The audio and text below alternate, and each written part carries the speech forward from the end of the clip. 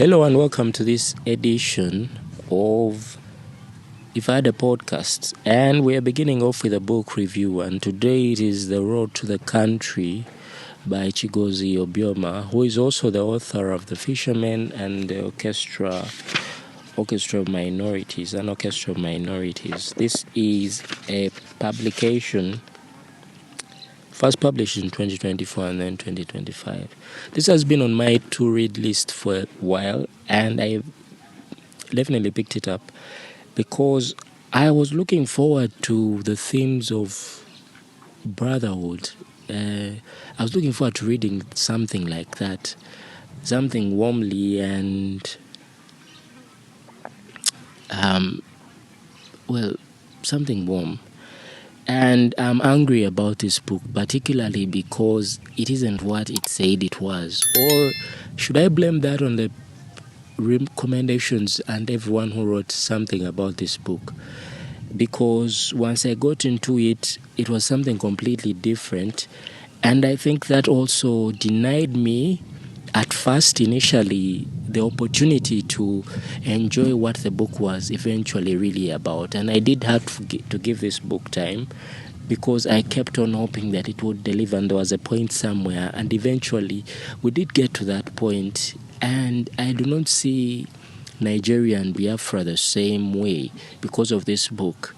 It's one thing relating to people and your friends and your acquaintances without truly knowing a little bit of their history and their background.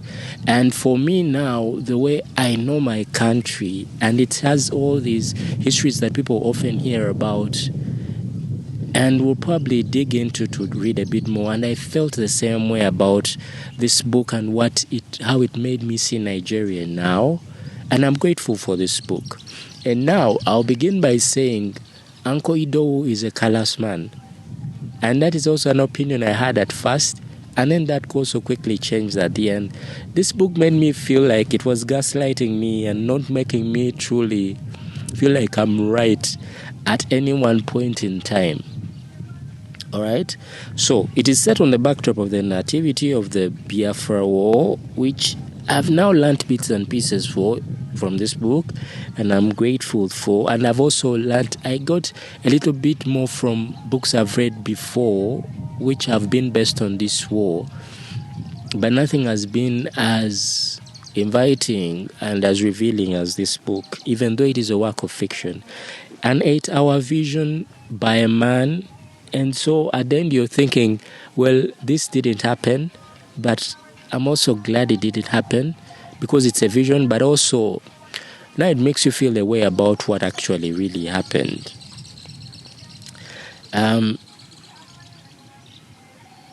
So it would have been difficult to write such a story and not reflect the side of siblings that at the beginning is cunning. And because I thought, this is exactly the book I picked up, and it's a book I'm reading at the beginning, because Kunle and his brother Tunde, you can tell these are often parts that are not talked about, especially with parents. Any parent will tell you, if they asked who is your favorite child, they'll say, oh, I don't have a favorite child. Well, they're absolutely telling lies, and this book is such a reason for that.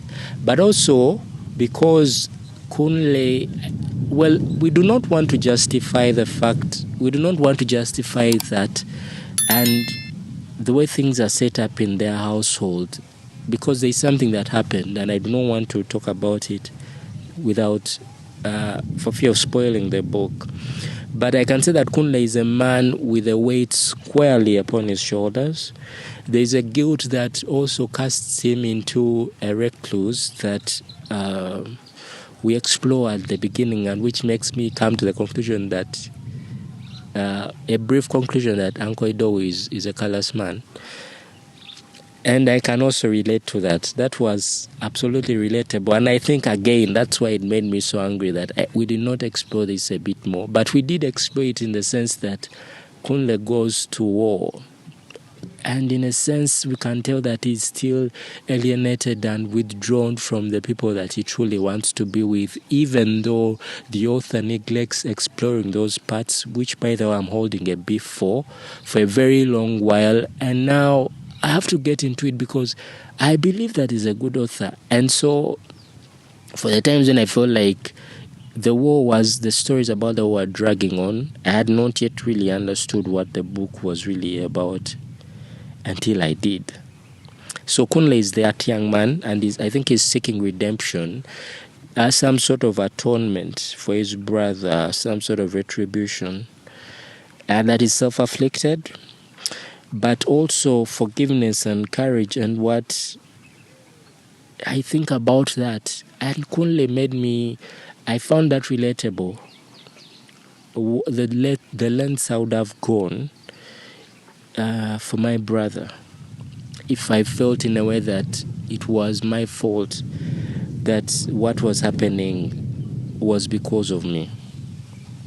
And nobody lets him live that down. I don't even think he lets himself live that down. And I think that is also what pushes him to go to the lengths that he goes to. And Obioma is very repetitive of this fact, of the weight that Kunle carries, and you sense it in the sentiments throughout the book. Even when it's not directly about Kunle's parents and his brother, you feel that Obioma is a very troubled man, a man who carries the weight of the world on his shoulders. And it's very hard to look past that. But also the book is a vision.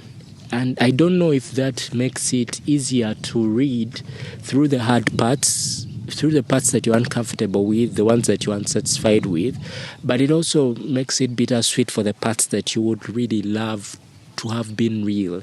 And I think that's the pleasure, that's the wonder of reading books, is that they take you in this place of bittersweetness, of wanting for things to be so real and so true, and for other things to being untrue, and then being consoled by the fact that they are not real. So first of all, the circumstances surrounding Kunle's conscription are also something to laugh about. And a lot of the things, I think that is one of the pivots of his life, his conscription. And then he goes back and forth with that and struggles through finding his brother and not finding him, and focusing on other things and not focusing on other things, and then falling in love, and then thinking about his former loves. And then for him having feared the front, and now to think that it is the place that draws him in, that wins him over. And I'm wondering if that is whether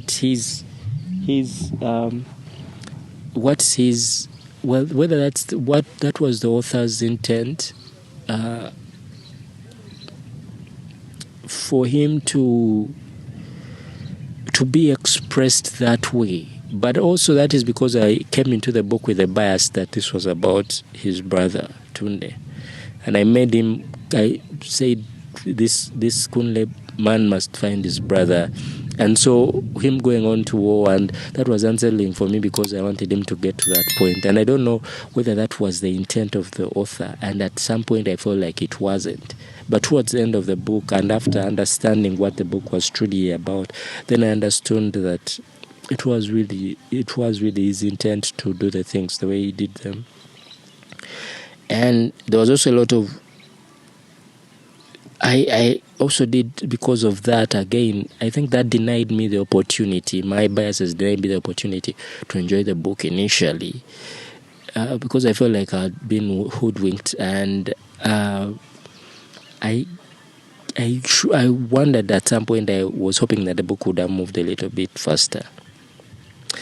And because of that, I had installed this sort of anchor that finding his brother was a major anchor of the story, and along the way just became excessively loose from that grip. And as a reader, I had to switch from, and I took a while. I'm a slow I'm a slow person when it comes to that. I struggled with that because I was reading about brotherhood and war, and then I had to suddenly switch to reading about the war. But I think one thing that prevails is Kunle's isolation. First of all, when it was self-imposed, and now he's conscripted, and now his life is at the front, and even though he's surrounded by all these people, I have a feeling that he's still isolated. And the mentions of his family and his brothers are very sporadic. And when his brother is mentioned, again the Biafra War prevails, and it increasingly becomes about Biafra. And this burden keeps on returning and going away. That's that anchor that I'm talking about, the anchor about finding his brother. And because, again, I do not know why I struggled with that, but I felt like the war was superimposing on a wonderful story otherwise. It was a superimposed world on Kunle. It was an interruption to the life and the world that Kunle was trying to create. And even though in that world he did find himself, but again you think about it, and war is really an interruption. It's an intrusion, therefore. But eventually, because I was still hopeful, and I knew that the book would eventually get back to what I had come to read, even after being grateful for what it told me about Biafra and Nigeria, the story about his brother did return, and it did return with the impact that I was waiting for and that I was looking for, and I was grateful that it returned. And there's a segment about the first time, after all the time that he meets his brother. And even though they are not actively speaking that much, for me it was a moment that I had to sit with. The moment about the orphan children, and talking about the past and how hunger and famine has prevailed over, and how the people have become, and how Nkechi's family has prevailed over that situation. I think that for me, that was the heat of the book. That was the moment that sealed everything for me and made this book worth the read that I think it was. And Kunle's war, and it's just where there is an external war, I dare to say that Kunle does have an internal war, and his internal geography is also disrupted, and I think the author maintained that, and that prevailed, and it delivered on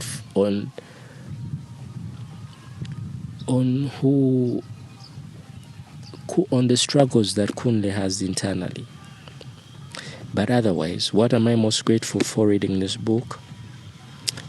The learning and the telescopic look it gave me into Nigeria and Biafra and that history. And now I think I'm less ignorant about that, about what happened, despite this being a work of fiction.